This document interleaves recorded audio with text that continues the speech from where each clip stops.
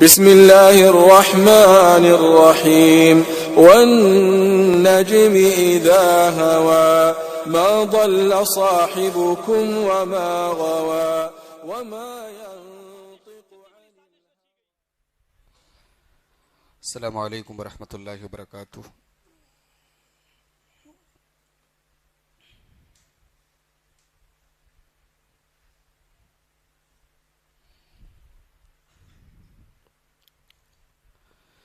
ان الحمد للہ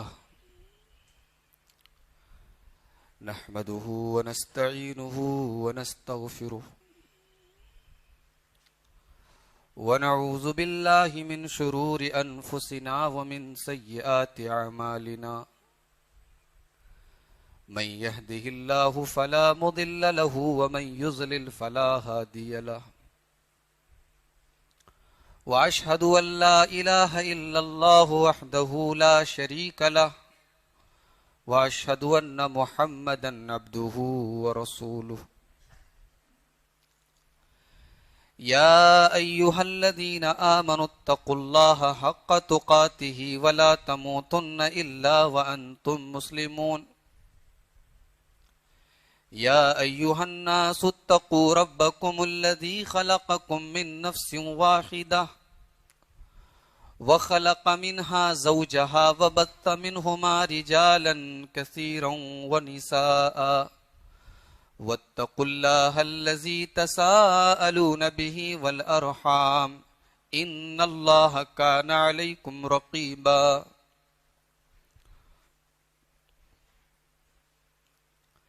يا أيها الذين آمنوا اتقوا الله وقولوا قولا سديدا يصلح لكم أعمالكم ويغفر لكم ذنوبكم ومن يطع الله ورسوله فقد فاز فوزا عظيما أما بعد فإن خير الحديث كتاب الله وخير الهدي هدي محمد صلى الله عليه وسلم وشر الأمور محدثاتها وكل محدثة بدعة وكل بدعة ضلالة وكل ضلالة في النار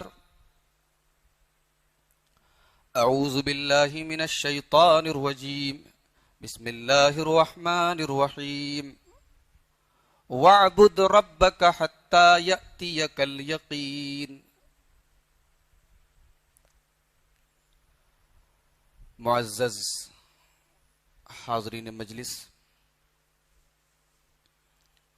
بزرگوں، نوجوان ساتھیوں، پردہ نشین ماں اور بہنوں، پیارے بچوں،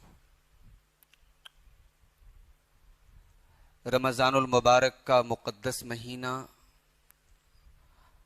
اب اپنے آخری پڑاؤ پر ہے۔ یہ مہینہ اللہ تبارک و تعالی کی طرف سے بہت بڑا گفٹ ہے ہمارے اور آپ کے لیے۔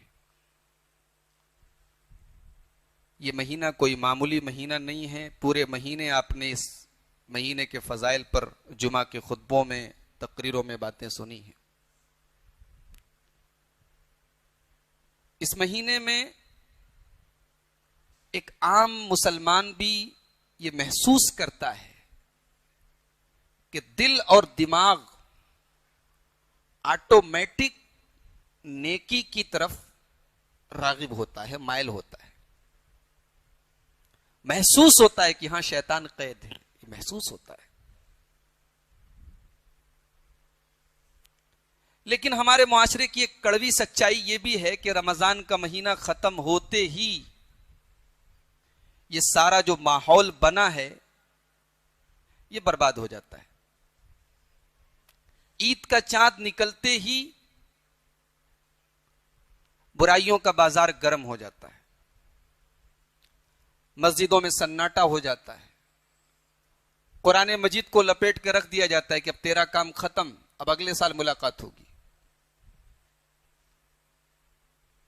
اس پر آج ہم تھوڑی سی آپ کے سامنے گفتگو کریں گے کہ یہ جو ہم نے طریقہ بنایا ہے یہ کہاں تک صحیح ہے۔ میرے بھائیوں، آج کی دنیا کمپٹیشن کی دنیا ہے, مقابلے کی دنیا ہے. ایک بزنس مین, ایک کاروباری آدمی دوسرے کاروباری سے کمپٹیشن کرتا ہے. اچھا, اس کا کاروبار اتنا آگے بڑھ گیا, میرا اس سے بھی آگے بڑھ جانا چاہیے. ایک کمپٹیشن وہ ہے جو ہم دنیا کے لیے کرتے ہیں, کاروبار کے لیے کرتے ہیں, دولت کے لیے کرتے ہیں. یہ کمپٹیشن بھی کر سکتے ہیں آپ, منع نہیں ہے. مگر ایک کمپٹیشن وہ ہے کہ جس کے بدلے آپ کو جنت ملنے والی ہے. وَسَارِعُوا إِلَى مَغْفِرَةٍ مِّن رَّبِّكُمْ وَجَنَّةٍ عَرْضُهَا السَّمَاوَاتُ وَالْأَرْضُ أُعِدَّتْ لِلْمُتَّقِينَ. میرے بندو, تم ایک دوسرے سے کمپٹیشن کرتے ہو, مقابلہ کرتے ہو, ایک دوسرے سے آگے بڑھنے کی کوشش کرتے ہو. وَسَارِعُوا إِلَى مَغْفِرَةٍ مِّن رَّبِّكُمْ. میرے بندو, اگر تمہیں کمپٹیشن کرنا ہے, مقابلہ کرنا ہے, آگے بڑھنے کی کوشش کرنا ہے, تو اپنے پروردگار کی بخشش کو, اس کی مغفرت کو حاصل کرنے کے لیے تم مقابلہ کرو. وَجَنَّةٍ, اور اللہ تعالیٰ کی جنت کو حاصل کرنے کے لیے تم ایک دوسرے سے آگے نکلنے کی کوشش کرو.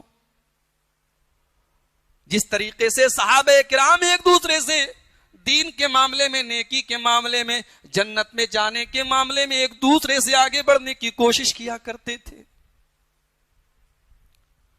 غزوہ تبوک کا موقع ہے, گرمی کا موسم ہے, پھلوں کے پکنے کا ٹائم ہے.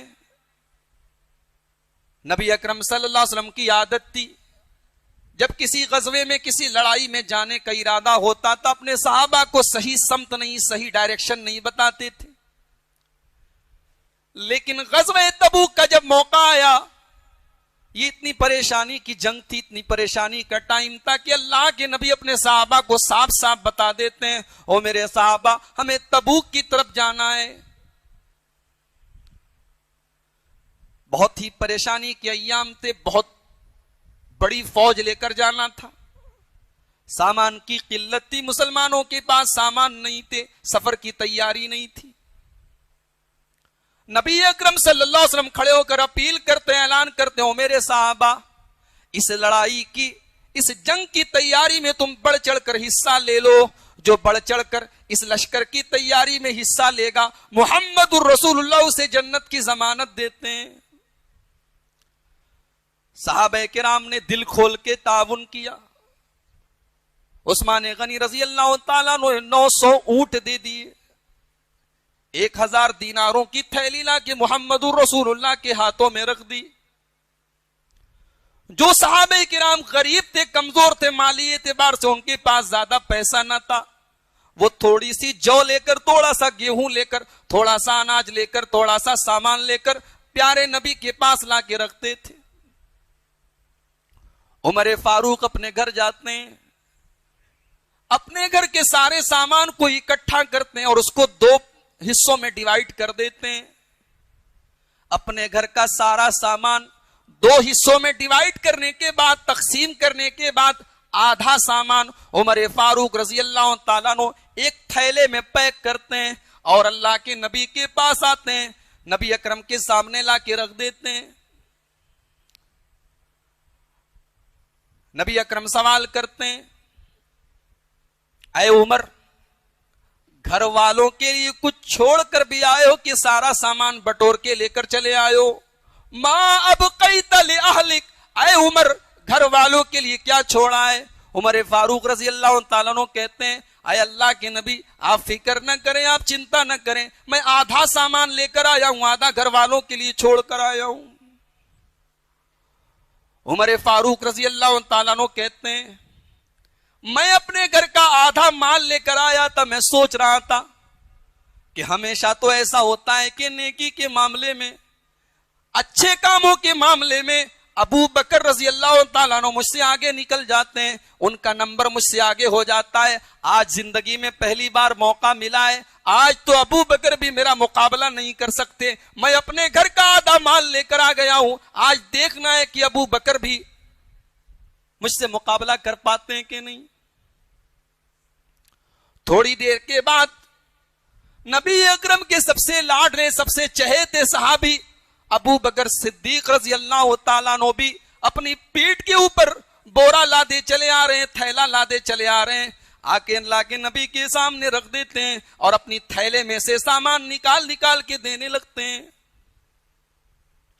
نبی اکرم سوال کرتے ہیں، اے ابو بکر ما ابقیت لأہلک، اے ابو بکر تم بتاؤ تم اپنے گھر والوں کے لیے کچھ چھوڑ کر آئے ہو یا نہیں آئے ہو؟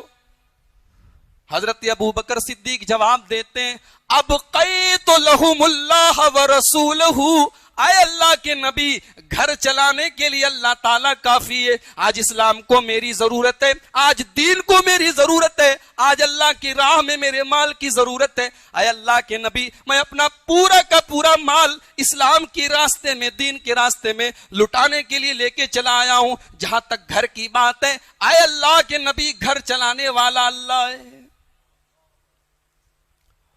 عمر فاروق کی آنکھوں سے آنسو بہنے لگتے ہیں، کہتے ہیں مجھے یقین ہو گیا کہ میں زندگی میں کبھی بھی ابو بکر صدیق کا مقابلہ نہیں کر سکتا۔ میں نیکیوں کے معاملے میں، میں جنت کے معاملے میں بھلائیوں کے معاملے میں ابو بکر صدیق سے آگے نہیں بڑھ سکتا۔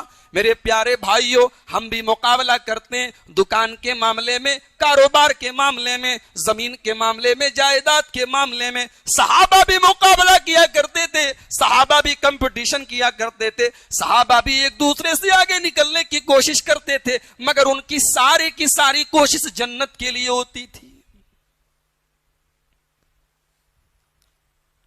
نبی اکرم صلی اللہ علیہ وسلم غزوہ بدر کا موقع ہے، اپنے صحابہ کو جہاد کی اہمیت بتا رہے ہیں، اپنے صحابہ کو فرما رہے ہیں اللہ کے نبی کہ اے میرے صحابہ اس جنت کی طرف دوڑو، اس جنت کو طلب کرنے کے لیے تم اپنی جان کی بازی لگا دو۔ الا جنت عرضها السماوات والارض، جس کی لمبائی اور چوڑائی کا کوئی حساب نہیں ہے، جس کی چوڑائی زمین و آسمان کے برابر ہے۔ زمین و آسمان یہ کائنات مل کر کے بھی جنت کی چوڑائی کا مقابلہ نہیں کر سکتی ہے۔ نبی اکرم کے ایک صحابی، بالکل ینگ، بالکل نوجوان صحابی حضرت عمیر رضی اللہ تعالیٰ عنہ وہیں پر موجود ہیں۔ اے اللہ کے نبی کیا واقعی میں جنت اتنی لمبی چوڑی ہے کہ زمین و آسمان مل کر کے بھی اس کی چوڑائی کا مقابلہ نہیں کر سکتے؟ وہ صحابی کھجور کھا رہے تھے، ان کے ہاتھوں میں کھجور تھی۔ نبی اکرم فرماتے ہاں اے میرے پیارے صحابی، جنت ایسی ہے، اللہ کہہ رہا ہے کہ جنت کی چوڑائی تو زمین و آسمان سے بھی بڑھ کر ہے۔ صحابی اپنے ہاتھوں میں جو کھجور کھا رہے تھے وہ کھجور اٹھا کر پھینک دیتے ہیں اور میدان جنگ میں کود پڑتے ہیں۔ سوال کرنے والا ان سے سوال کرتا ہے، او عمیر تم نے کھجوروں کو کیوں پھینک دیا؟ تم نے کھجوروں کو کیوں پھینک دیا؟ تم کھجور کھا کے بھی جا سکتے تھے۔ کہا وہاں جنت مل رہی ہے، وہاں اللہ کی راہ میں اپنی جان قربان کر کے جنت مل رہی ہے، میں کھجور کھا کر بھی اتنا ٹائم کیوں ویسٹ کروں؟ میں اتنا ٹائم بھی برباد کیوں کروں؟ اتنا ٹائم بھی میں اپنی دنیا کی چیزوں میں صرف کیوں کروں؟ یہ صحابہ تھے۔ بچے ان کے بھی ہوتے تھے، بیویاں ان کی بھی ہوتی تھی، دنیا وہ بھی زندگی گزارتے تھے میرے بھائیوں، مگر ان کی زندگی کا مطمع نظر اگر کوئی چیز تھی، ٹارگٹ اگر کوئی چیز تھی تو وہ آخرت تھی۔ حضرت حنظلہ رضی اللہ تعالیٰ عنہ ایک صحابی ہیں، نوجوان صحابی ہیں، نئی نئی شادی ہوتی ہے، شادی کی پہلی رات اپنی بیوی کے ساتھ ہیں، صبح کا ٹائم ہے، فجر کا ٹائم ہے، اللہ کے نبی کی طرف سے منادی آواز دیتا ہے، اعلان کرنے والا اعلان کرتا ہے، مسلمانوں ایمرجنسی میں یہ اعلان کیا جا رہا ہے، نبی اکرم کی طرف سے اعلان کیا جا رہا ہے، چلو جنگ کے لیے نکلنا ہے، دشمنوں کا لشکر تیار ہے، دشمنوں کا لشکر حملہ کرنے والا ہے، چلو جنگ کے لیے نکلنا ہے۔ حضرت حنظلہ رضی اللہ تعالیٰ عنہ جنابت کی حالت میں ہے، ناپاک ہے، فوراً کپڑے وغیرہ پہن کے ریڈی ہو کے نکلنے لگتے ہیں۔ بیوی سوال کرتی ہے، آپ تو ناپاکی کے عالم میں، गुस्ल तो कर लीजिए, तहारत तो हासिल कर लीजिए। हजरत हंदला जवाब देते हो मेरी प्यारी बीवी, नबी अकरम की तरफ से ऐलान हो चुका है और इमरजेंसी का ऐलान हुआ है, मेरे पास इतना टाइम नहीं है, मेरे पास इतना वक्त नहीं है कि मैं गुस्ल करके पाकी हासिल करूं। मैं जंग के मैदान में जा रहा हूं, वहां पाकी कोई जरूरी नहीं है, मैं जिंदा बच कर आया तो जरूर गुस्ल कर लूंगा। गुस्ल नहीं करते। मेरी प्यारी माँ और बहनों, वो औरतें भी कैसी औरतें थी। शौहर जिससे शादी हुई है और वो शौहर अभी एक रात के लिए अपनी बीवी के पास आया है, मैदान जंग में जा रहा है, बीवी की आंखों में आंसू है, लेकिन बीवी ये कह नहीं सकती है कि बीवी अपने शौहर को रोक भी नहीं सकती है। उसको पता है कि हो सकता है कि मेरे शौहर के बजाय उसकी लाश वापस आए, हो सकता है कि मैं बेवा हो जाऊं, हो सकता है कि मेरा शौहर खत्म हो जाए, मगर क्या मजाल है कि अपने शौहर को एक बार ये कह दे कि आप मत जाइए। कैसी औरतें थी, अल्लाह। हजरत हंदला जा रहे हैं, जंग होती है, जंग के अंदर बहुत सारे मुसलमान शहीद होते हैं। शहीदों की लाशों को जब इकट्ठा किया जाने लगता है, जब उनको रखा जाने लगता है, तो शहीदों की लाशों में हजरत हंदला रजी अल्लाह तआला अन्हु की लाश भी मौजूद है। नबी अकरम सल्लल्लाहु अलैहि वसल्लम अपने सहाबा से कहते हैं, ओ मेरे प्यारे सहाबा, वो देखो वो मेरा प्यारा साहबी है, वो हंदला रजी अल्लाह तआला अन्हु है। जानते हो ऐ मेरे सहाबा, ये वो सहाबी है, ये मेरा वो साथी है, ये मेरे वो सहाबी है जिनको आसमान से फरिश्तों ने आकर गुस्ल दिया था। ये जनाबत के आलम में मैदान जंग में आए थे, फरिश्तों को मैं अपनी आंखों से देख रहा हूं। ऐ मेरे साहबा, फरिश्ते उनको गुस्ल दे रहे हैं। कंपटीशन सहाबा भी करते थे, कंपटीशन हम भी करते हैं। फर्क ये है, वो दीन के लिए करते थे, हम दुनिया के लिए करते। कुरान उठाओ 30वां पारा, अल्लाह फरमाता है कि जब तुम जन्नतियों के चेहरों को देखोगे, उनके चेहरों पर तुम्हें फ्रेशनेस, ताजगी नजर आएगी। नजरतन नईम, तुमको जन्नत की ताजगी नजर आएगी। और दुनिया में शराब पीने वाले सुन ले कि दुनिया की शराब पीकर वो अपने ईमान को खतरे में डाल रहे हैं, मगर जन्नत में अल्लाह ताला अपने बंदों को शराब पिलाएगा और वो शराब इतनी पाक साफ होगी। अल्लाह फरमाता है, युस्क़ौना मिन रहीक़िम मख़तूम, हम अपने जन्नती बंदों को रहीक़ मखतूम पिलाएंगे। हम सील पैक शराब, जन्नत की पाक और साफ शराब पिलाएंगे।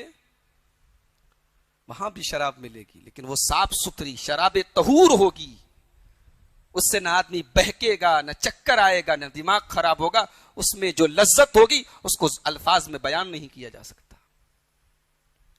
अल्लाह फरमाता है, ओ दुनिया के पीछे भागने वालों, ओ दुनिया की लज्जतों के पीछे भागने वालों, ये जन्नत है, ये जन्नत की नेमतें, ये जन्नत की शराब है, ये जन्नत की नेमतें हैं। वफी ज़ालिका फल्यतनाफसिल मुतनाफिसून, मेरे बंदो, अगर मुकाबला करना है, कंपटीशन करना है, तो इस जन्नत को हासिल करने के लिए मुकाबला करो। जन्नत को हासिल करने के लिए कंपटीशन करो, जैसे सहाबा ने किया। मगर आज हमारा नौजवान 1 महीने का मुसलमान बनता है, 1 महीने का रमजानी मुसलमान बनता है।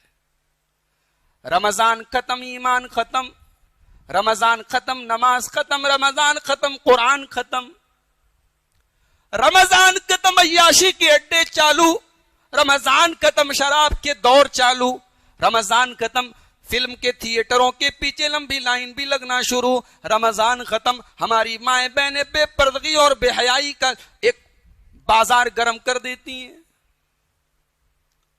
मेरे प्यारे भाइयों, कल कयामत के दिन जब अल्लाह ताला हमसे सवाल करेगा, तो सिर्फ रमजान के बारे में सवाल नहीं किया जाएगा, हमसे हमारी पूरी जिंदगी का बायोडाटा, पूरी जिंदगी के बारे में पूछा जाएगा। کتنا کریم ہے وہ مولا، کتنا کریم ہے وہ رب کہ اس نے یہ بتا دیا ہے کہ ایگزام میں پیپر کیا آئے گا، اور کتنے نادان ہیں وہ اسٹوڈنٹس جو اس پیپر کی تیاری نہیں کر رہے. لا تزول قدم عبد یوم القیامہ، نبی اکرم صلی اللہ علیہ وسلم فرماتے ہیں کہ قیامت کے دن کوئی انسان اپنی جگہ سے ہل بھی نہیں سکتا، ٹس سے مس بھی نہیں ہو سکتا، حتی یسالان خمسن، جب تک 5 سوالوں کے جواب نہ دے دے. کون سے 5 سوال؟ نمبر 1، عن عمرہ فیما افنا، پہلا سوال زندگی، پوری زندگی کے بارے میں کیا جائے گا.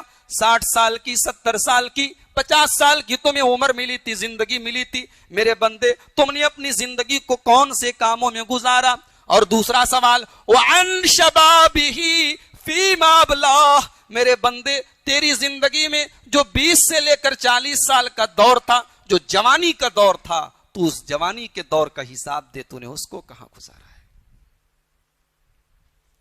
تیسرا سوال، وعن مالہ من این اکتسبہ وفیما انفقہ، مال کو تو نے کہاں کمایا. اور چوتھا سوال، مال کو تو نے کہاں خرچ کیا، کہاں سے کمایا، انکم کیا تھی اور ایکسپینسز کیا تھے، تمہارے خرچ کیا تھے، اس کا بھی حساب دینا پڑے گا. ہم لوگ جب پیسہ خرچ کرتے ہیں تو بڑی خوشی سے خرچ کرتے ہیں، ہمارا پیسہ ہے، ہم خرچ کر رہے ہیں، حساب دینا پڑے گا ان نعمتوں کا میرے پیارے بھائی. لَتُسْأَلُنَّ يَوْمَئِذٍ عَنِ النَّعِيمِ، نعمتوں کے بارے میں حساب دینا پڑے گا. اور قیامت کے دن انسان کی بولی نہیں نکلے گی، منہ پر تو مہر لگ جائے گی.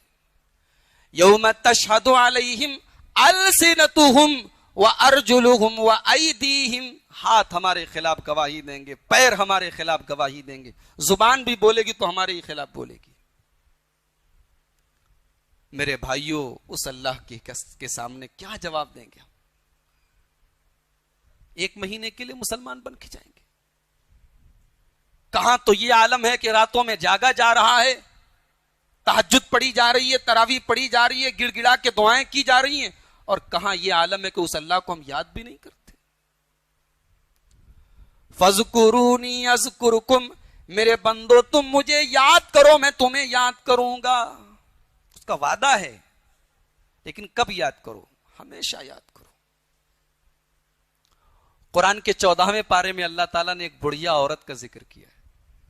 کسی گاؤں میں ایک بڑھیا رہتی تھی، مہینے بھر محنت کرتی تھی، سوت کاٹتی تھی، سوت کو تیار کرتی تھی، مہینے بھر تیار کرتی تھی، اور جب مہینہ پورا ہونے لگتا تھا تو کینچی اٹھاتی تھی اور جتنا سوت بناتی تھی، تیار کرتی تھی، اتنی محنت کر کے اس کو کاٹ دیتی تھی.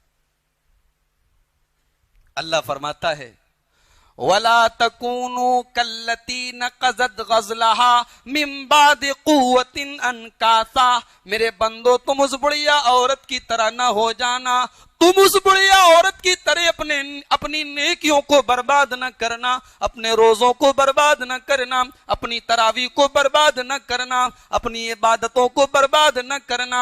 اتنی محنت کرنے کے بعد اس بڑھیا عورت نے اپنے سود کو، اپنی محنت کی کمائی کو برباد کر دیا. کہیں وہ حال ہمارا نہ ہو جائے. اللہ منع کر رہا ہے، اللہ سمجھا رہا ہے، اللہ ہمیں اور آپ کو نصیحت کر رہا ہے. وَلَا تَكُونُوا کلتی نقضت غزلها من بعد قوت انکاسا، میرے بندو اس بڑھیا عورت کی طرح نہ ہو جانا.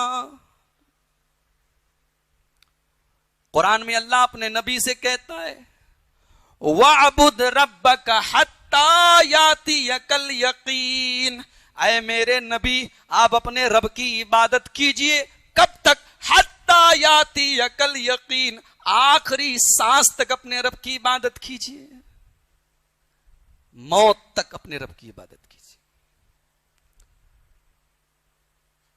اللہ کے نبی کے بارے میں حضرت عائشہ رضی اللہ تعالیٰ عنہ کہتی ہیں، اللہ کے پیارے نبی جناب محمد الرسول اللہ صلی اللہ علیہ وسلم فرماتے ہیں، اے میرے پیارے صحابہ، سددو وقاربو، کوئی بھی کام کرو تو صحیح طریقے سے کرو، کوئی بھی کام کرو تو اچھے طریقے سے کرو، اس کو مکمل طریقے سے نبھانے کی کوشش کرو۔ اگر مکمل طریقے سے صحیح نہیں کر سکتے ہو تو کم سے کم وقاربو، کم سے کم کوشش کرو کہ ہم جو کام کریں اچھی طریقے سے کریں، صحیح طریقے سے کریں۔ اس کے بعد اللہ کے نبی فرماتے ہیں وَأَحَبُّ الْأَعْمَالِ إِلَى اللَّهِ أَدْوَمُهَا،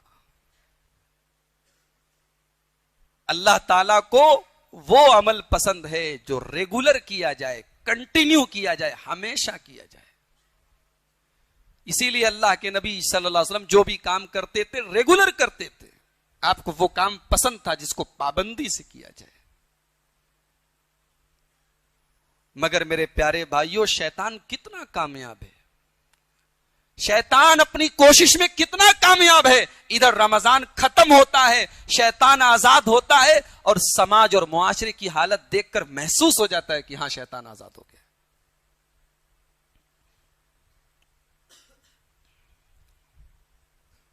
سوال یہ ہے کہ اس سے بچنے کا طریقہ کیا ہے؟ رمضان کے بعد ہمارے اندر جو کمزوری آتی ہے، اس کمزوری سے ہم اپنے آپ کو کیسے بچائیں؟ سب سے پہلا علاج، رمضان کا مقصد کیا ہے؟ تقوی۔ رمضان ایک کالج ہے، جس کالج میں پڑھنے کے بعد ڈگری ملتی ہے، ڈگری کا نام ہے تقوی۔ ایک مہینے تک اس کالج میں ہم اور آپ تعلیم حاصل کرتے ہیں، اور ایک مہینے کے بعد ہمیں ڈگری ملتی ہے تقوی کی۔ اب اس ڈگری کو اگر ہم سنبھال کے نہ رکھیں، وہ تقوی ہی ہمارے اندر پیدا نہ ہو، تو اس کا مطلب کہ ہم نے ٹائم ویسٹ کیا ہے۔ یا ایھا الذین آمنوا کتب علیکم الصیام کما کتب علی الذین من قبلکم لعلکم تتقون، اے ایمان والو، ہم نے ایک مہینے کے روزے تمہارے اوپر فرض قرار دیے ہیں، اس لیے نہیں کہ تمہیں 15 گھنٹے بھوکا رکھا جائے، پیاسا رکھا جائے، تمہیں تڑپایا جائے، تمہیں ستایا جائے، نہیں، تمہیں تکلیف میں ڈالنے کے لیے یہ روزے فرض نہیں قرار دیے گئے۔ لعلکم تتقون، یہ روزہ تو تمہیں متقی بنانے کے لیے فرض کیا گیا ہے۔ یہ رمضان کا مہینہ تو تمہارے اندر تقوی پیدا کرنے کے لیے تمہیں دیا گیا ہے، تاکہ تم اللہ سے ڈرنے والے بن جاؤ۔ تم نے ایک مہینہ اللہ کے لیے حلال چیزوں کو چھوڑا ہے، کھانا چھوڑا ہے، پانی چھوڑا ہے، وضو کرتے ہوئے پیاس کے عالم میں وضو کرتے ہوئے جب کلی کرنے کے لیے تم نے اپنے حلق میں پانی، منہ کے اندر پانی ڈالا، تو شیطان تو قید ہے، لیکن تمہارے اوپر جو پیاس اور گرمی کا عالم ہے، تم چاہتے تو 2-4 گھونٹ پانی اندر بھی ڈال سکتے تھے۔ میرے بندے، ہم نے تجھے یہ ٹریننگ دی ہے، یہ تعلیم دی ہے، یہ تربیت دی ہے کہ تو وضو کرنے کے ٹائم کلی کر کے بھی پانی اپنے حلق کے نیچے نہیں اتارتا تھا۔ اتنا ہم نے تجھے ٹرینڈ کیا ہے۔ اس ٹریننگ کا مقصد یہ ہے لعلکم تتقون، تاکہ رمضان ختم ہو تو تیرے اندر تقوی پیدا ہو جائے۔ اس تقوی کو سنبھال کے رکھنا ہے۔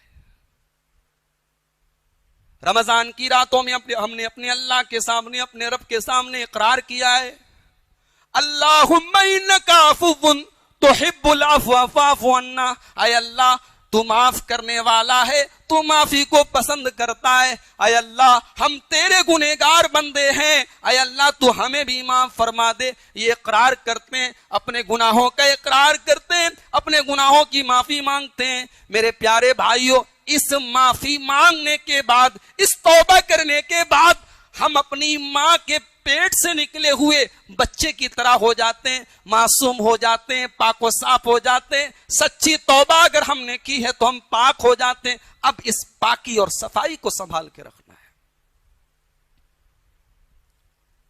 رمضان کے بعد ہمارے اندر پیدا ہونے والے بگاڑ سے ہمیں ایک اور چیز بچا سکتی ہے، اور وہ ہے نماز کی پابندی۔ قرآن کا 21واں پارہ اٹھائیے، اتلو ما اوحی الیک من الکتاب، اے میرے نبی آپ کے اوپر جو قرآن اتارا گیا اس قرآن کی تلاوت کیجئے، وَأَقِمِ الصَّلَاةَ، اور نماز قائم کیجئے، ان الصلاۃ تنہا عن الفحشاء والمنکر، اس لیے کہ یہ نماز بے حیائی سے، برائی سے روکتی ہے۔ نماز کی پابندی کیجیے، شیطان کی بہت ساری اسکیم تو ایسے ہی فیل ہو جائے گی۔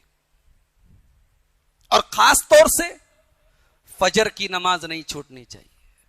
نبی اکرم صلی اللہ علیہ وسلم فرماتے ہیں، بخاری کی روایت ہے، من صلی الصبح فہو فی ذمۃ اللہ، جو فجر کی نماز جماعت کے ساتھ پڑھتا ہے وہ اللہ تعالیٰ کے ذمے میں آ جاتا ہے، اللہ تعالیٰ کے پروٹیکشن میں آ جاتا ہے، اللہ تعالیٰ کی حفاظت میں آ جاتا ہے، اللہ تعالیٰ شیطان سے اس کو بچاتا ہے، شیطان سے وہ ایک سرکشا کوچ میں آ جاتا ہے، ایک پروٹیکشن اس کو مل جاتا ہے۔ اب شیطان کا حملہ اس کے اوپر کام نہیں کرے گا۔ اب جب فجر ہی نہیں پڑھیں گے تو ظاہر سی بات ہے کہ شیطان اپنا کام کرے گا۔ تو یہ پہلا کام کرنا ہے، ہمیں نماز کی پابندی کرنی۔ رمضان کے مہینے میں رات میں 3 بجے 3:30 بجے اٹھ کے ہم سحری کر رہے ہیں۔ اللہ تعالیٰ نے ہمارے شیڈیول کو چینج کر دیا، ہم رات کو 2 بجے بھی سوتے ہیں، تب بھی 3:30 بجے اٹھنا ہے کیونکہ سحری کرنا ہے۔ رمضان ہمیں یہ ٹریننگ دے رہا ہے کہ اے اللہ کے بندو، فجر کی نماز پڑھنا کوئی مشکل کام نہیں ہے۔ تمہیں سحری کھانا تھا تو تم فجر کے پہلے اٹھ جاتے تھے، تم 4:30 بجے 5 بجے فجر کی جماعت ہوتی تھی، تم 3:30 بجے اٹھ جایا کرتے تھے۔ رمضان کے بعد تم یہ کام کیوں نہیں کر سکتے ہو؟ اس کا مطلب کہ تم کر سکتے ہو، بس اپنے آپ کو تیار کرنے کی ضرورت ہے، اپنے آپ کو ٹرینڈ کرنے کی ضرورت ہے، اپنے دل کو، اپنے نفس کو تیار کرنے کی ضرورت ہے۔ تم نے رمضان میں 1 مہینے پابندی سے تم نے رات کو 3:30 بجے اپنی نیند کو قربان کیا ہے، تم نے اپنے آنکھوں کو مل کے پانی سے چہرہ دھو کر کے تم نے نیند کو توڑا ہے، تو رمضان کے بعد بھی تم یہ کام کر سکتے ہو۔ رمضان ٹریننگ دے رہا ہے۔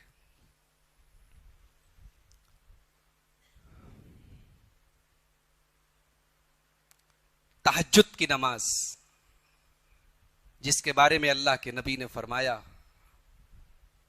کہ یہ انسان کو اللہ سے قریب کرتی ہے، مرضات للرب، اللہ راضی ہوتا ہے، مطہرۃ للجسد، انسان کے بدن کی بیماریاں دور ہوتی ہیں۔ مگر آج تہجد پڑھنے والے آپ کو 1000 میں کوئی 2-4 مل جائیں گے۔ رمضان کے مہینے میں تراویح کی نماز ہم پڑھتے ہیں۔ تراویح کی نماز ہمیں یہ سکھاتی ہے کہ تہجد پڑھنا کوئی مشکل کام نہیں ہے۔ ہم نے رمضان میں لمبی لمبی تراویح کی نماز پڑھی ہے، ہم نے امام کے پیچھے، حافظ صاحب کے پیچھے ہم نے پورے پارے سنے تراویح کی نماز میں۔ تراویح ہمیں یہ سبق دے رہی ہے، اے اللہ کے بندے، تو اگر چاہے تو ان نیک بندوں میں شامل ہو سکتا ہے، تو اللہ کے ان چنندہ بندوں میں، ان منتخب بندوں میں، ان سلیکٹڈ بندوں میں تو بھی شامل ہو سکتا ہے جو راتوں کو بستر سے اٹھ کر تہجد پڑھا کرتے ہیں، جن کے بارے میں اللہ سورہ سجدہ کے اندر فرماتا ہے تتجافى جنوبهم عن المضاجع يدعون ربهم خوفا وطمعا۔ میرے کچھ بندے ایسے بھی ہیں جب دنیا رات کو آرام سے بستر پہ سوتی رہتی ہے، وہ بستر سے ہٹ کے اٹھ کر کے اللہ کے سامنے دعائیں کرتے رہتے ہیں، تہجد پڑھتے رہتے ہیں۔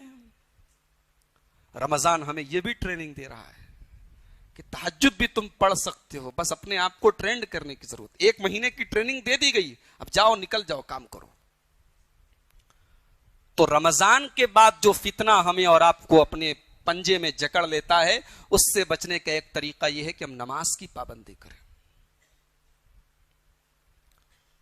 دوسری چیز قرآن مجید کی تلاوت ہے۔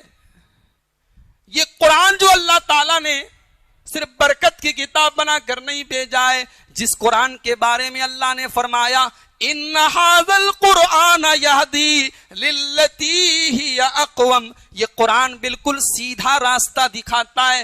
زندگی کے جب بھی کسی بھی موڑ پر تمہیں رہنمائی کی ضرورت ہو، گائیڈنس کی ضرورت ہو، مارگ درشن کی ضرورت ہو، قرآن کو سامنے رکھو، قرآن تمہیں ایگزیکٹ راستہ بتائے گا، قرآن تمہیں بالکل صحیح ڈائریکشن بتائے گا۔ ان ھذا القرآن یہدی للتی ہی اقوم۔ افسوس یہی ہے کہ ہم نے اس قرآن کو رمضان میں پڑھا اور پڑھنے کے بعد لپیٹ کے رکھ دیا۔ اس قرآن کو ہم نے مہینے بھر پڑھا ہے میرے بھائیوں، تراویح راوی میں سنا ہے یہ قرآن ہم سے ڈیمانڈ کر رہا ہے کہ نہیں، میں اللہ کی کتاب ہوں اور تیرے لیے اترا ہوں، مجھے اللہ نے تیرے لیے ہدایت بنا کر بھیجا ہے، تیرے دل کی بیماریوں کے لیے۔ اللہ فرماتا ہے وَنُنَزِّلُ مِنَ الْقُرْآنِ مَا هُوَ شِفَاءٌ وَرَحْمَةٌ لِّلْمُؤْمِنِينَ، ہم نے اس قرآن کو ایمان والوں کے لیے شفا بنا کر بھیجا ہے، ہمارے دلوں کی گندگیوں سے شفا ہے یہ قرآن۔ اس قرآن سے اپنا تعلق مضبوط کرو میرے بھائیوں۔ رمضان کے بعد بھی جتنا آپ کو ٹائم ملے آپ تھوڑا سا ہی صحیح لیکن کنٹینیو قرآن کی تلاوت کیجیے۔ تیسرا کام، ایک تو نماز کی پابندی ہو گئی، ایک قرآن کی تلاوت ہو گئی، تیسرا کام آپ کو کیا کرنا ہے؟ اللہ تبارک و تعالی کے ذکر سے کبھی بھی اپنے آپ کو دور نہیں کرنا ہے، اللہ کو یاد کرتے رہنا ہے۔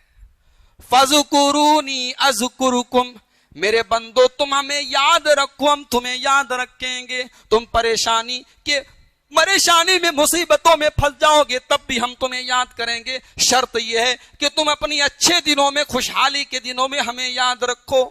یہی تو نہیں کرتا ہے انسان جب خوش ہوتا ہے، مستی میں ہوتا ہے، اس کے پاس سب کچھ ہوتا ہے تو اس کو اللہ یاد نہیں آتا۔ اللہ کب یاد آتا ہے؟ جب مصیبت میں پھنستا ہے۔ اللہ کہہ رہا ہے میرے بندو تم مجھے اپنے اچھے دنوں میں یاد کرو، میں تمہارے برے دنوں میں تمہیں یاد کروں گا۔ اللہ کو یاد کیجیے، اللہ کا ذکر کرتے رہیے۔ زندگی سے کبھی اللہ نہیں نکلنا چاہیے۔ جب آپ کے قدم کسی غلط کام کی طرف بڑھیں، جب آپ کا ہاتھ کوئی غلط کام کرنے کے لیے آگے بڑھے، جب آپ کی آنکھیں کسی غلط چیز کو دیکھنے کی نیت پیدا کریں، جب آپ اپنی زبان سے کوئی گندا جملہ نکالنے لگے، جب آپ کے دل میں کوئی غلط کام کرنے کی تمنا پیدا ہو، تو بس اتنا یاد کر لیجئے علم یعلم بأن اللہ یرا، میرے بندے تیرا اللہ تجھے دیکھ رہا ہے۔ اپنے اللہ کو یاد کر لینا، اپنے مالک کو یاد کر لینا، اپنے رب کو یاد کر لینا، تم انشاءاللہ گناہ سے بچ جاؤ گے۔ گناہ سے بچنے کے لیے بھی انسان کے دل میں یہ تصور ہونا ضروری ہے۔ چوتھا کام آپ کو یہ کرنا ہے کہ آپ کو اچھے لوگوں کی صحبت اختیار کرنی ہے، نیک لوگوں کی صحبت۔ میں نے تفسیر کے دوران قرآن کی وہ آیت پڑھی تھی، غالباً سورہ احزاب کی آیت ہے، یا ویلتا لیتنی لم اتخذ فلانا خلیلا، اے اللہ کاش میں نے دنیا میں فلاں کو اپنا دوست نہ بنایا ہوتا۔ غلط دوست انسان کی دنیا اور آخرت دونوں برباد کر سکتے۔ اسی لیے اللہ کے نبی ارشاد فرماتے ہیں المرء علی دین خلیلہ، آدمی عام طور سے اپنے دوستوں کے مذہب پر ہوتا ہے، دین پر ہوتا ہے۔ دوست جو بات کہتے ہیں انسان وہی کام کرتا ہے۔ دوستوں کے ساتھ رہتے رہتے ان کے جیسا اخلاق آدمی کا ہو جاتا ہے۔ نبی اکرم صلی اللہ علیہ وسلم فرماتے ہیں فَلْيَنْظُرْ أَحَدُكُمْ مَنْ يُخَالِلْ، دوستی کرنے کے پہلے دیکھ لو تم کس سے دوستی کر رہے ہو۔ دیکھو میرے نبی نے کس کو دوست بنایا؟ ابو بکر کو بنایا۔ دوست بناؤ تو ابو بکر کے جیسا بناؤ۔ اللہ نے قرآن میں اپنے نبی سے کہا وَاصْبِرْ نَفْسَكَ مَعَ الَّذِينَ يَدْعُونَ رَبَّهُمْ بِالْغَدَاةِ وَالْعَشِيِّ، اے میرے نبی آپ اپنا زیادہ تر ٹائم ان لوگوں کے ساتھ اسپینڈ کیجئے، زیادہ تر وقت ان کے ساتھ گزاریے جو اللہ کو صبح شام یاد کرتے ہیں، جو دنیا کے چکر میں پڑ کے اللہ کو نہیں بھولتے۔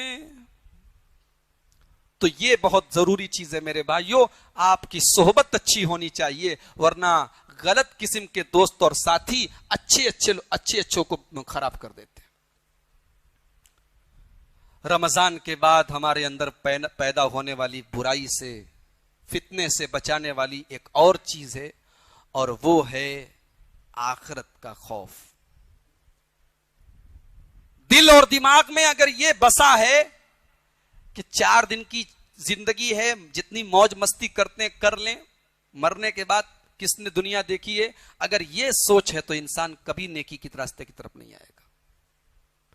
لیکن جب آدمی کو پتا ہوگا کہ ایک دن ایسا آنے والا ہے جب اللہ کے سامنے کھڑے ہونا ہے, حساب دینا ہے, قیامت آنے والی ہے, آخرت آنے والی ہے, اللہ کے سامنے اپنے کیے کرائے کا حساب دینا ہے, اپنے کرتوتوں کا حساب دینا ہے. اور وہ اللہ کی عدالت تو ایسی ہوگی کہ وہاں ایک ایک عمل کا حساب دینا پڑے گا. وَوُزِعَ الْكِتَابُ, قیامت کے دن جب بندوں کا نام اعمال رکھا جائے گا, فَتَرَى الْمُجْرِمِينَ مُشْفِقِينَ مِمَّا فِيهِ, تو اللہ فرماتا ہے جو مجرم ہوں گے, جو اللہ کے گنہگار بندے ہوں گے, جو مجرم لوگ ہوں گے, وہ اپنے نام اعمال کو دیکھ کے ڈر جائیں گے, وہ ڈرے ہوں گے, وہ سہمے ہوں گے. وَيَقُولُونَ, اور وہ کہیں گے یا ویلتنا, ہائے ہماری بربادی, ما لہذا الکتاب لا یغادر صغیرۃ ولا کبیرہ, اے اللہ یہ کیسی کتاب ہے, یہ کیسا نام اعمال ہے, یہ کیسا رجسٹر ہے کہ اس کے اندر ہر چھوٹا سے چھوٹا اور بڑا سے بڑا عمل ریکارڈ ہے. اے اللہ یہ کیسی کتاب ہے. بندہ افسوس کرے گا, حیرت کرے گا, تعجب کرے گا, روئے گا, کلپے گا, کہے گا اے اللہ ہمیں نہیں پتا تھا کہ ہمارا ہر عمل ریکارڈ ہو رہا ہے, ہر چیز لکھی جا رہی ہے. ما لہذا الکتاب, اے اللہ یہ کیسی کتاب ہے, لا یغادر صغیرۃ ولا کبیرۃ الا احصاہا, کہ چھوٹا سے چھوٹا عمل بھی اس کے اندر لکھا ہوا ہے, بڑا سے بڑا عمل بھی اس کے اندر لکھا ہوا ہے. لیکن آگے اللہ یہ بھی کہتا ہے وَوَجَدُوا مَا عَمِلُوا حَاضِرًا, لیکن میرے بندو تم جو کرو گے وہی لکھا ہوگا. وَلَا يَظْلِمُ رَبُّكَ أَحَدًا, تمہارے ساتھ کوئی ظلم نہیں کیا جائے گا. ایسا نہیں ہوگا کہ گناہ کوئی کرے سزا تم کو ملے, گناہ تم کرو سزا کسی اور کو ملے. نہیں نہیں, جو تم کرو گے وہی لکھا رہے گا. جب یہ دن آئے گا, اس کا ڈر اگر دل میں پیدا ہو جائے تو آدمی خانے کعبہ کی تعمیر کرنے کے ٹائم بھی روئے گا. ابراہیم علیہ السلام کو دیکھو, تراویح پڑھنے والوں, تاکرات میں جاگنے والوں, قرآن پڑھنے والوں, اللہ کے سامنے گڑ گڑانے والوں, تمہیں اپنی عبادت پر کہیں ناز نہ ہونے لگے, کہیں تمہیں یہ احساس نہ ہونے لگے ہم تو بخشے بخشائے ہو گئے, ہم نے تراویح کی نمازیں بھی پڑھی ہے, ہم نے تاکراتوں میں عبادت بھی کی ہے. او اللہ کے بندو, ذرا اللہ کے خلیل ابراہیم علیہ السلام کو تو دیکھو. ابراہیم علیہ السلام اللہ کے زمین کے اوپر اللہ کی عبادت کا پہلا گھر بنا رہے ہیں, خانہ کعبہ بنا رہے ہیں, خانہ کعبہ کی تعمیر کر رہے ہیں. اور زبان پر کیا کلمات ہیں. اللہ فرماتا ہے وَإِذْ يَرْفَعُ إِبْرَاهِيمُ الْقَوَاعِدَ مِنَ الْبَيْتِ وَإِسْمَاعِيلُ, یاد کرو میرے بندے ابراہیم کو, جب میرا بندہ ابراہیم خانہ کعبہ کی تعمیر کر رہا تھا اور باپ کے ساتھ ساتھ جوان بیٹا بھی اپنے باپ کی مدد کر رہا تھا, اسماعیل بھی پتھر اٹھا کے اپنے باپ کو دے رہا تھا, اینٹیں اٹھا کے اپنے باپ کو دے رہا تھا. اور ان دونوں باپ بیٹوں کی زبان پر کون سی دعا تھی؟ ربنا تقبل منا انک انت السمیع العلیم. اے اللہ یہ ہماری چھوٹی سی کوشش ہے, پروردگار اس کو تو قبول فرما لے. یہ ہوتا ہے انسان کے دل میں جب آخرت کا ڈر پیدا ہوتا ہے تو بڑے بڑے کام کر کے بھی وہ اللہ سے ڈرتا ہے. اور جب آخرت کا ڈر نہیں ہوتا ہے تو ایک مہینے کی نماز پڑھ کے بھی آدمی سمجھتا ہے اب تو چھٹی ہوگی, اب اگلے سال رمضان میں پھر سدھر جائیں گے. فکر آخرت. عمر فاروق رضی اللہ تعالیٰ عنہ کون نہیں جانتا؟ کون مسلمان ایسا ہے جو عمر فاروق کو نہیں جانتا؟ یہ اللہ کے نبی کے وہ صحابی ہیں کہ جن کے لیے اللہ کے نبی راتوں کو دعائیں کیا کرتے تھے. اے اللہ تو عمر کو اسلام کی توفیق دے دے, اے اللہ تو عمر کو ہدایت دے دے, اے اللہ تو اسلام کو عمر کے ذریعے طاقت دے دے. مسلمان چھپ چھپ کے نمازیں پڑھا کرتے تھے, چھپ چھپ کے عبادتیں کیا کرتے تھے. عمر فاروق جب اسلام لائے تو خانہ کعبہ میں کھڑے ہو کے نعرے تکبیر لگایا تھا اور مسلمان کھل کے عبادت کرنے لگے تھے. یہ مقام تو عمر فاروق کا. عمر فاروق فجر کی نماز پڑھا رہے. ابو لولو نام کا ایک آدمی جس کا مزار بھی آج ایران کے اندر موجود ہے اور عمر فاروق کے دشمنوں نے مزار بنا دیا ہے اس کا. ابو لولو فیروز نام کا وہ پارسی مذہب کا ماننے والا, مجوسی مذہب کا ماننے والا, وہ کمبل اوڑھ کے, چادر اوڑھ کے چادر کے اندر چاقو لے کر آیا ہے اور آگے کی صف میں کھڑا ہے. عمر فاروق اللہ اکبر کہہ کے نماز شروع کرتے ہیں. ابو لولو آگے بڑھ کے عمر فاروق کے پیٹ پہ چاقو مارتا ہے, خنجر مارتا ہے. عمر فاروق کے پیٹ پر ایسا حملہ کرتا ہے کہ ان کی اتڑیاں کٹ جاتی ہیں, دھڑام سے وہیں پر گر جاتے ہیں. مگر ہائے عمر, تیری استقامت کو سلام کرتا ہوں, تیرے ایمان کو سلام کرتا ہوں. اے عمر, تیرے نبی سے اور نماز سے تیری محبت کو سلام کرتا ہوں. عمر فاروق مصلی پر گر جاتے ہیں مگر نماز کو رکنے نہیں دیتے. عبد الرحمن ابن عوف کو آگے بڑھاتے ہیں اور عبد الرحمن ابن عوف آگے بڑھ کے نماز پوری کرتے ہیں. نماز نہیں رکی. خلیفۃ المسلمین خون میں لت پت پڑے ہیں مصلی پر. کیسی نماز سے محبت ہے میرے بھائیو, کیسا نماز کا شوق ہے, کیسی نماز کی طلب ہے, کیسی نماز کی اہمیت ہے کہ خلیفۃ المسلمین خون میں لت پت پڑے ہیں مگر نماز نہیں رکی ہے. عبد الرحمن ابن عوف ہلکی نماز پڑھا کے جلدی سے سلام پھیرتے. عمر فاروق کو 2-4 لوگ مل کے اٹھاتے ہیں. ابو لولو نے ان کو مارنے کے بعد اپنے آپ کو بھی مار دیا, خودکشی کر لی, مر گیا, سوسائڈ کر لیا. صحابہ کرام عمر فاروق کو گھر لے کے جاتے ہیں. ڈاکٹروں کو بلایا جاتا ہے, حکیموں کو بلایا جاتا ہے, دوا پلائی جا رہی ہے, دوا پیٹ میں جا ہی نہیں رہی ہے, اتڑیاں کٹ چکی ہیں. عمر فاروق کو یقین آ گیا کہ اب میں مرنے والا ہوں. عمر فاروق کے چہرے پر گھبراہٹ ہے. عبداللہ ابن عباس رضی اللہ تعالیٰ عنہ آتے ہیں. امیر المومنین, آپ کے چہرے پر اتنی گھبراہٹ کیوں ہے؟ آپ اللہ کے نبی کے صحابی ہیں, اسلام آپ نے قبول کیا, نبی کا ساتھ دیا. نبی اکرم جب تک دنیا میں زندہ رہے آپ نے نبی کا ساتھ دیا, نبی آپ سے راضی رہے. نبی اکرم کا انتقال ہو گیا, ابو بکر صدیق کا دور آیا, ابو بکر صدیق کا بھی آپ نے ساتھ دیا, وہ بھی آپ سے راضی تھے, وہ بھی دنیا سے چلے گئے. لوگوں نے آپ کو خلیفہ بنایا اور آپ سے بھی لوگ راضی ہیں. اے عمر, آپ کے چہرے پر اتنی گھبراہٹ کیوں ہے؟ آپ کو گھبرانے کی ضرورت نہیں ہے. عمر فاروق کا جواب سنو. کہا ہے عبداللہ ابن عباس, جہاں تک میرے اسلام قبول کرنے کا معاملہ ہے اور نبی اکرم کا ساتھ دینے کا معاملہ ہے, ابو بکر کا ساتھ دینے کا معاملہ ہے, فَهَذَا مِن مَنِّ اللَّهِ عَلَيَّ, یہ تو اللہ کی رحمت ہے عمر کے اوپر, یہ تو اللہ کا کرم ہے عمر کے اوپر, اس میں عمر کا کوئی رول نہیں ہے. لیکن اے عبداللہ ابن عباس, آج جب میں لوگوں کا خلیفہ ہوں مجھے ڈر یہ ہے کہ نہ جانے کتنے لوگوں کے ساتھ میں نے ظلم کیا ہوگا, کتنے لوگوں کا حق میں نے مارا ہوگا.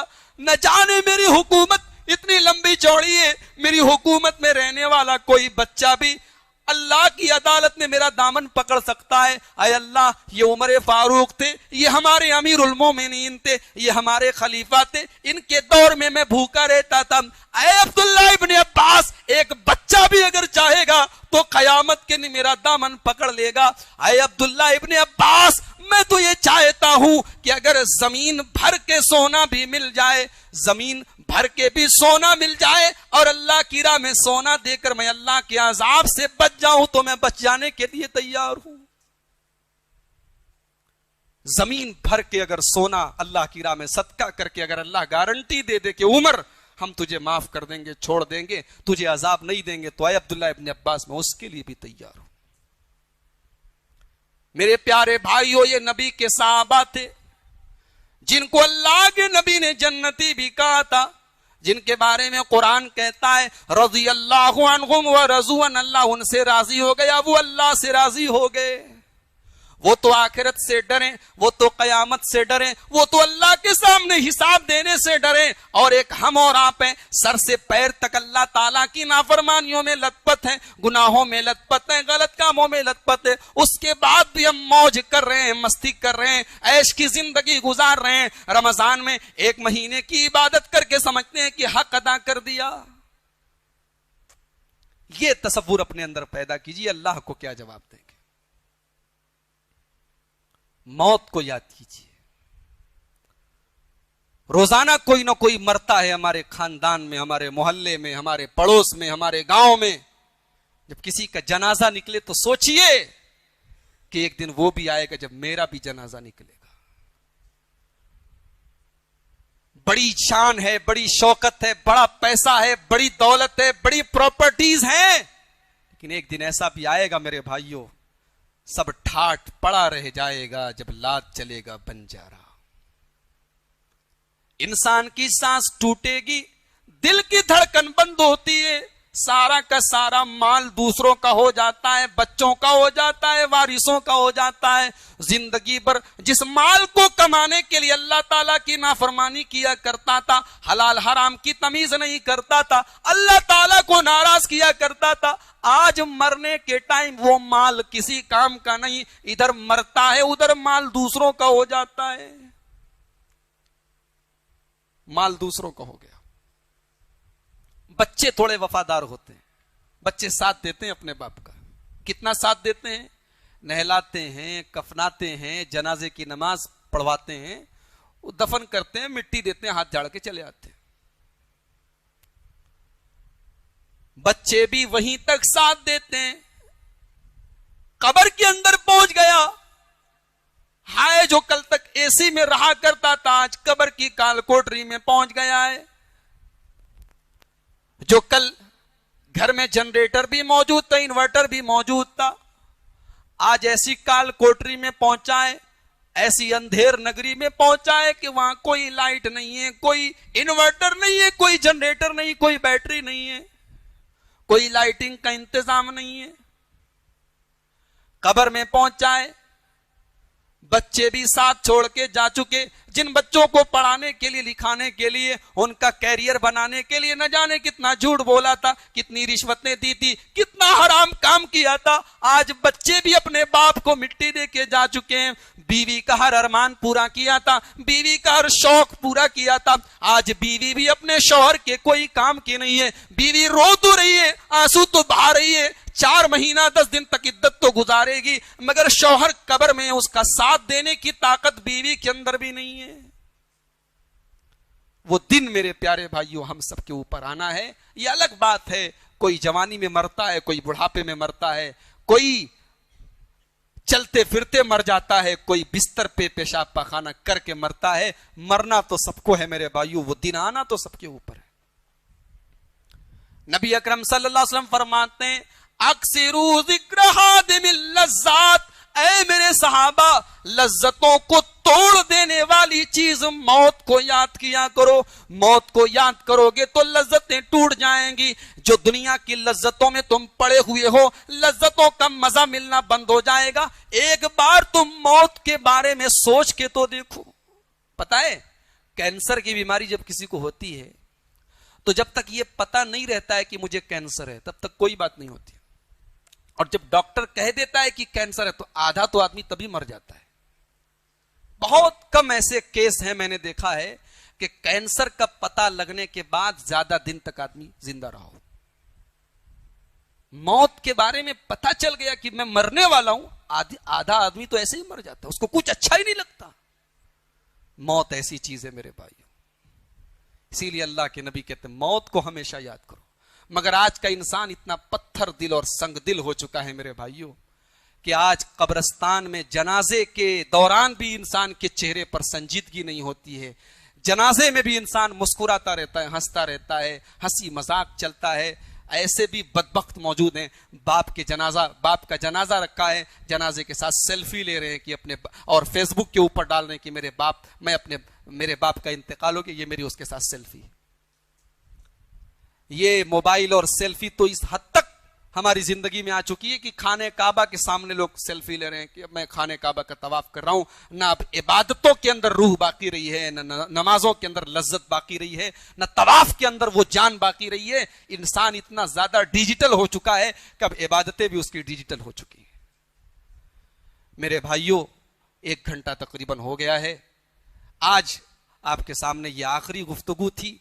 رمضان چونکہ 2 دن کے بعد ختم ہو جائے گا, یہ چند اہم باتیں تھی.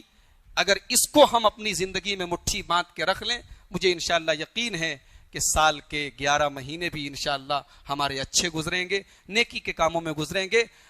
ہمارے روزے اللہ تعالیٰ کے یہاں قبول ہوئے کہ نہیں ہوئے، ہماری تراویح اللہ تعالیٰ کے یہاں قبول ہوئی کہ نہیں ہوئی، یہ تو بتانا بہت مشکل کام ہے. مگر ایک نشانی اور پہچان میں بتا دیتا ہوں آپ کو کہ اگر رمضان کے بعد بھی آپ کے دل کے اندر، دماغ کے اندر نیکی کرنے کا جذبہ موجود ہے، آپ نمازوں کی ویسے ہی پابندی کر رہے ہیں، اس کا مطلب ہے کہ آپ کی نیکی اللہ تعالیٰ کے یہاں قبول ہوئی ہے. اگر رمضان کے بعد یہ ساری رونق ختم ہو گئی، مسجدوں سے آپ کا جو رشتہ تھا ٹوٹ گیا، قرآن سے آپ کا جو رشتہ تھا ٹوٹ گیا، گناہوں سے بچنے کی جو کوشش آپ کرتے تھے سب ختم ہو گئی، تو اس کا مطلب کہ آپ کی عبادتیں خطرے میں ہیں. میں اللہ سے دعا کرتا ہوں اللہ ہماری تمام عبادتوں کو قبول فرمائے، اللہ ہماری نمازوں کو، ہماری تراویح کو، ہماری تلاوت کو قبول فرمائے. اللہ کے رسول کی حدیث ہے میرے بھائیوں، من لم یشکر الناس لم یشکر اللہ. جو لوگوں کا شکریہ ادا نہیں کرتا وہ اللہ کا شکریہ ادا نہیں کرتا. میں تقریباً 1 مہینے آپ کے بیچ میں رہا، ایک الگ ماحول میں، ایک اجنبی ماحول میں، مگر میں دل کی گہرائیوں سے کہتا ہوں کہ بہت محبتوں سے آپ نے نوازا ہے، بہت اچھا لگا. اور میں شکر گزار ہوں تمام ذمہ داروں کا، آپ سب کا، جنہوں نے اپنی محبتوں سے مجھے نوازا ہے. میں اپنے ان کمزور کندھوں پر آپ کی ڈھیر ساری محبتوں کا بوجھ لے کے جا رہا ہوں، اس وعدے کے ساتھ کہ زندگی رہی، موقع رہا تو پھر ضرور آپ کے سامنے انشاءاللہ کرنول میں حاضر ہوں گا. میں اللہ سے دعا کرتا ہوں اللہ ہماری اس مہینے بھر کی تمام کوششوں کو قبول فرمائے، اللہ ہماری عبادتوں میں اخلاص پیدا فرمائے، اللہ ہمیں ریاکاری سے بچائے، اللہ ہمارے نوجوانوں کو دین حق پر چلنے کی توفیق عطا فرمائے، اللہ دین حق پر سب کو چلنے کی توفیق عطا فرمائے. اللہ تعالی ہماری ماں بہنوں نے بھی بڑی محنت کی ہے. روزانہ مجھے لوگ بتا رہے تھے کہ تراویح کی نماز میں عورتیں بہت کثرت سے آ رہی ہیں، تاک راتوں میں بھی بیچاری رات بھر انہوں نے عبادتیں کی ہیں. ہم ان کے حق میں بھی دعا کرتے ہیں کہ اللہ ان کی عبادتوں کو بھی قبول فرمائے، ان کی جائز مرادوں کو پورا فرمائے. اللہ تعالی ہم سب کے، بہت سارے لوگ ہیں، سب کو اپنی اپنی ٹینشن ہے، اپنی اپنی تکلیف ہے. کوئی کاروبار کو لے کر پریشان ہے، کوئی نوکری کے لیے پریشان ہے، کوئی بچوں کو لے کر پریشان ہے، کوئی اولاد کو لے کر پریشان ہے، کوئی اولاد سے محروم ہے. میں اللہ سے دعا کرتا ہوں اللہ سب کی مصیبتوں کو آسان کرے، اللہ سب کی جائز مرادوں کو پورا کرے، اللہ قرض داروں کے قرض کی ادائیگی کی صورت نکال دے، اللہ ہمیں حلال روزی کمانے کی توفیق عطا فرمائے، اللہ ہمیں فکر آخرت کو اپنے دل اور دماغ میں پیدا کرنے کی توفیق عطا فرمائے.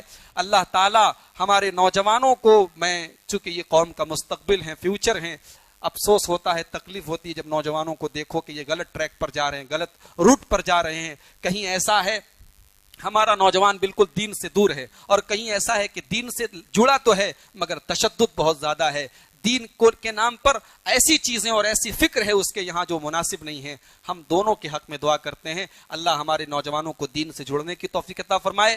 جو دین سے جڑے ہیں اللہ انہیں اعتدال والا جو مسلک ہے، جو کتاب و سنت کا مسلک ہے، جو ہر قسم کے غلو سے پاک ہے، تشدد سے پاک ہے، اللہ اس مسلک کے اعتدال پر ہم سب کو چلنے کی توفیق عطا فرمائے. اللہ ہمیں اپنے نبی سے سچی محبت کرنے کی توفیق دے. اللہ قیامت کے دن اپنے نبی کی شفاعت ہم سب کو نصیب فرمائے، اپنے نبی کے ہاتھوں جام کوثر نصیب فرمائے. اللہ تعالی ہمیں قیامت کے دن کی سختیوں سے بچائے، اللہ ہمیں قبر کے عذاب سے بچائے، اللہ ہمیں دجال کے فتنے سے بچائے، اللہ ہمارے گناہوں کو معاف فرمائے، اللہ ہماری نیکیوں کو قبول فرمائے، اللہ ہمیں اپنی جنت میں داخل کرے، اللہ ہمیں جہنم سے نجات دے. اللہ تعالی ہمیں اپنی کتاب قرآن عظیم پر عمل کرنے کی توفیق عطا فرمائے. اللہ تعالیٰ رمضان کے اس مبارک مہینے کے ختم ہونے کے بعد بھی تو ہمیں نیکیوں کا یہ سلسلہ برقرار رکھنے کی توفیق عطا فرما. اے اللہ نماز کی جو پابندی اس رمضان میں شروع کیے ہیں ہمارے وہ بھائی، اللہ تو ان کو باقی زندگی کے باقی ایام بھی نماز کی پابندی کرنے کی توفیق عطا فرما. اے اللہ ہمارے وہ بھائی جنہوں نے گناہوں کی دنیا کو چھوڑا ہے اس رمضان میں، اے اللہ تو ان کو زندگی کے باقی دنوں میں بھی گناہوں کی دنیا سے دور رہنے کی توفیق عطا فرما. اے اللہ ہمارے وہ نوجوان جو اگر کسی غلط کام میں مبتلا ہیں، زندگی میں کسی موڑ پر اگر ان سے کوئی غلطی ہو گئی ہے، اے اللہ تو انہیں سچی توبہ کرنے کی توفیق عطا فرما. اے اللہ ہم سب کی توبہ کو قبول فرما. اے اللہ ہم سب کی بخشش اور مغفرت فرما. اے اللہ ہم تجھ سے یہ بھی دعا کرتے ہیں کہ ہمارے پورے دنیا میں ہمارے مسلمان بھائیوں کے حالات جہاں بھی گڑبڑ ہیں، جہاں بھی پریشانی اور مصیبتوں میں مبتلا ہیں، اے اللہ تو ہمارے مسلمان بھائیوں کی مدد فرما. اے اللہ مسلمانوں پر جہاں بھی ظلم و ستم ہو رہا ہے پروردگار تو ان کی غیب سے مدد فرما. اے اللہ عید کا تہوار بالکل سر پر ہے، اسلام کا سب سے بڑا تہوار سر پر ہے. اے اللہ اس تہوار پر تمام مسلمانوں کے چہروں پر تو مسکراہٹ لا دے.